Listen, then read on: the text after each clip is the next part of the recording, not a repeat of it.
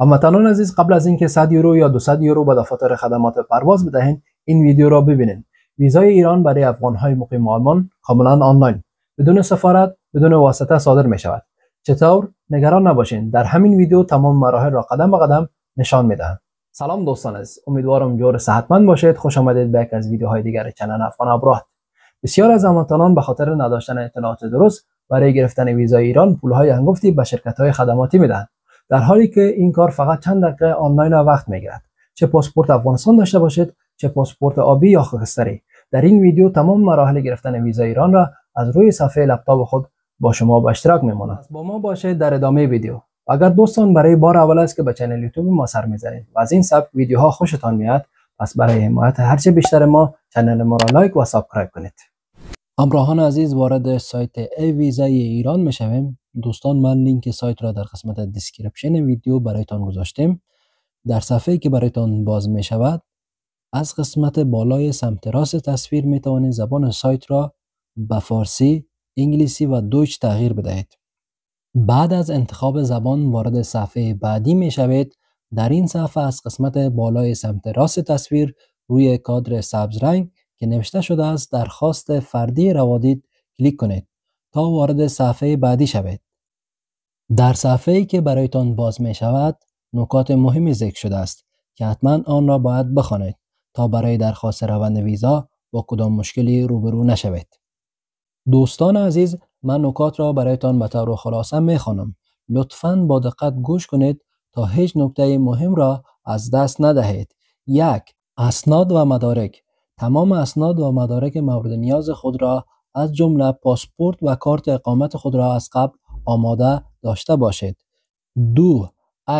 عکس و اسکن پاسپورت باید 100% مطابق به معیارها باشد. 3. صداقت در خانه‌پری فرم‌ها.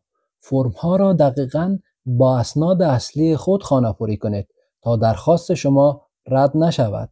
4. بعد از ثبت نام کد رهگیری را دریافت و حتما نگه دارید. 5. استعلام وضعیت درخواست را روز بعد توسط همین کد رهگیری پیگیری کنید. 6. حاضر شدن برای مصاحبه. در صورت تایید شدن منتظر تاریخ و زمان مصاحبه باشید و با اسناد اصلی مراجعه کنید.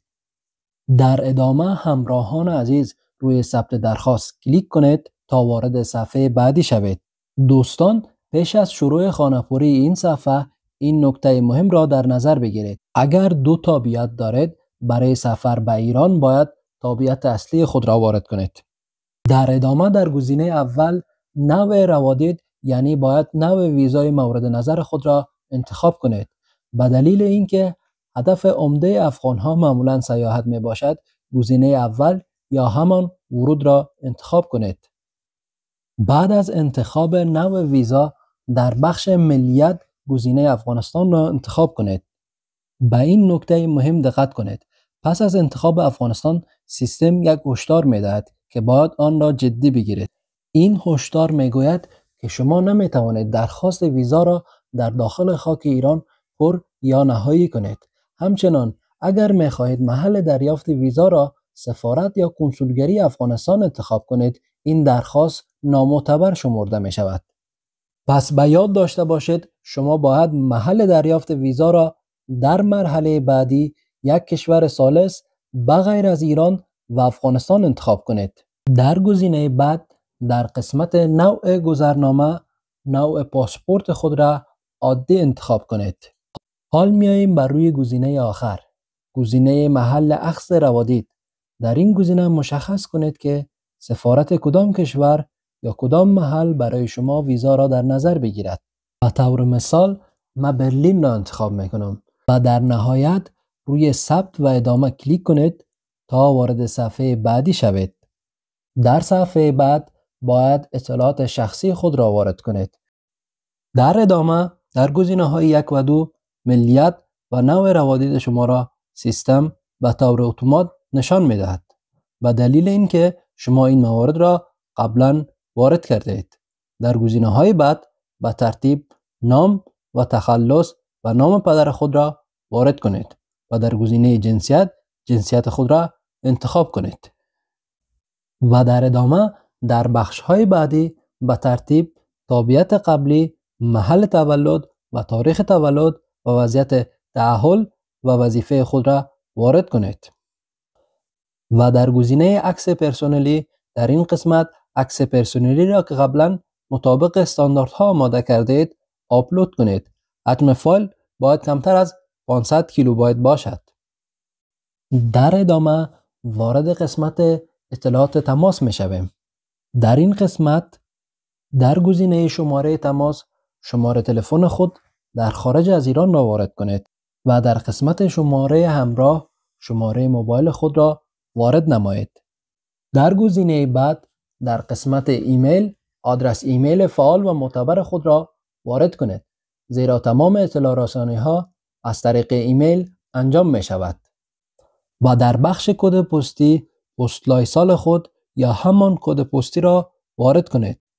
در ادامه در قسمت آدرس محل اقامت آدرس کامل و دقیق محل اقامت خود را در خارج از ایران وارد کنید و در گزینه شماره تلفن در ایران شماره یکی از اقارب یا آشنایانتان در ایران را وارد کنید و در گزینه بعد آدرس در ایران اگر در ایران آدرسی دارید وارد کنید. در پایان رسیدیم به قسمت اطلاعات پاسپورت.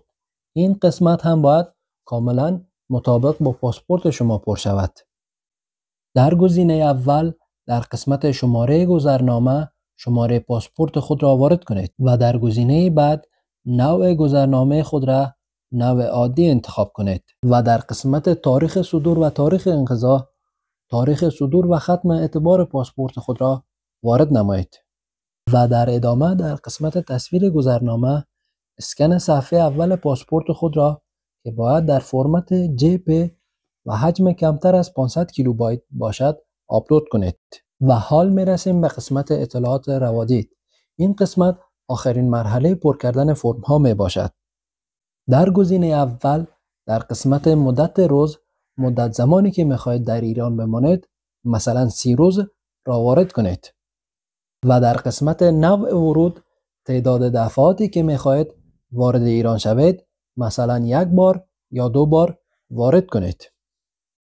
و اگر دوستان نیاز به ویزای فوری دارید می توانید گزینه فوری را کلیک کنید، ولی توجه داشته باشید در صورت انتخاب درخواست فوری 50% به هزینه ویزای شما اضافه خواهد شد. و در بخش تصویر مهر تمدید گذرنامه شما باید تصویر صفحه مربوط به تمدید اعتبار پاسپورت خود را آپلود کنید. دقت کنید که حجم فایل آپلودی کمتر از 500 کیلوبایت باشد. این بخش خصوصا برای کسانی مهم است که اعتبار پاسپورت اولیه‌شان تمام شده و پاسپورتشان توسط نمایندگی‌های افغانستان در خارج یا داخل تمدید شده باشد. در صورتی که پاسپورت شما تمدید شده است، حتما تصویر آن صفحه را که مهر تمدید اعتبار دارد آپلود نمایید. اما اگر پاسپورت شما جدید است و نیازی به تمدید نداشته اید، می توانید این بخش را خالی بگذارید. و در گزینه بعد هدف از سفر، هدف اصلی خود، سیاحت، زیارت یا هم تجارت و غیره را از لیست انتخاب کنید. حال می رسیم به بخش مهم آپلود کارت اقامت. در این قسمت شما باید تصویر کارت اقامت خود را که شامل مشخصات هویتی و تاریخ اعتبار اقامت شماست آپلود نمایید. دقت کنید که حجم فایل آپلودی کمتر از 500 کیلوبایت باشد. و در گزینه بعد تاریخ تقریبی ورود در این قسمت شما باید تاریخ حدودی و تخمینی اولین روزی که میخواهید وارد ایران شوید را مشخص کنید. در انتخاب این تاریخ به زمان مورد نیاز برای طی شدن روند ویزا توسط سفارت هم فکر کنید تا ویزای شما منقضا نشود. و در بخش تصویر پشت کارت اقامت شما باید تصویر پشت کارت اقامت خود را آپلود کنید. دقت کنید که حجم فایل آپلودی کمتر از 500 کیلوبایت باشد. هموطنان عزیز به بخش پایانی پر کردن فرم رسیدیم.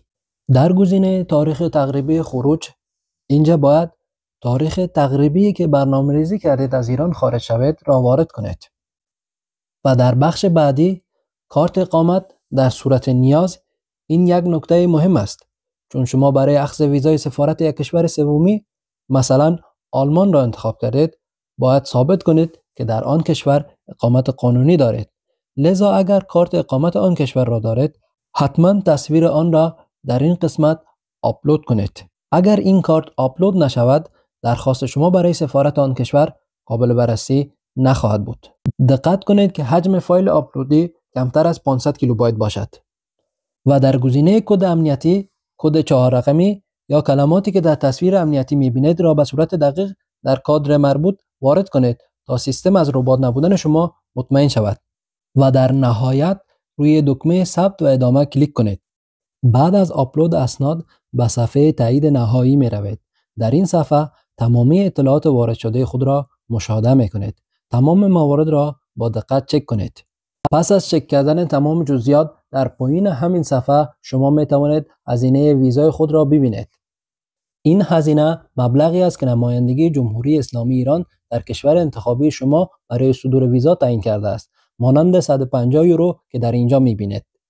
این مبلغ معمولاً نهایی است، اما نحو پرداخت آن در ایمیلی که برای شما ارسال می شود اطلاع داده خواهد شد.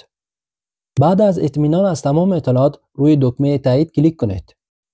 فرم درخواست شما اکنون به طور رسمی ثبت سیستم شد. در این مرحله باید منتظر ایمیل باشید که حاوی کد رهگیری شماست. مهمترین نکته اینجاست این کد رهگیری یگانه سند شما برای پیگیری وضعیت ویزا در روزها و هفته‌های آینده است. حتما آن را چاپ کرده یا در جای امن ذخیره نمایید. بعد از 1 یا 2 روز کاری می توانید با استفاده از همین کد رهگیری و تاریخ تولد وضعیت درخواست خود را از طریق وبسایت استعلام بگیرید. موفق باشید و منتظر خبرهای خوب باشید. همراهان عزیز، این بود روند کامل دریافت ویزای ایران برای افغانهای مقیم آلمان. اگر این ویدیو را پسندیدید لطفاً لایک کنید، سابسکرایب کنید تا ویدیوهای بعدی ما را در مورد پاسپورت، ویزا و تذکره از دست ندهید. ویدیوهای دیگر چنل را نیز تماشا کنید. یقین دارم سودمند خواهد بود. تا ویدیوی بعد شما را به الله منان می‌سپارم.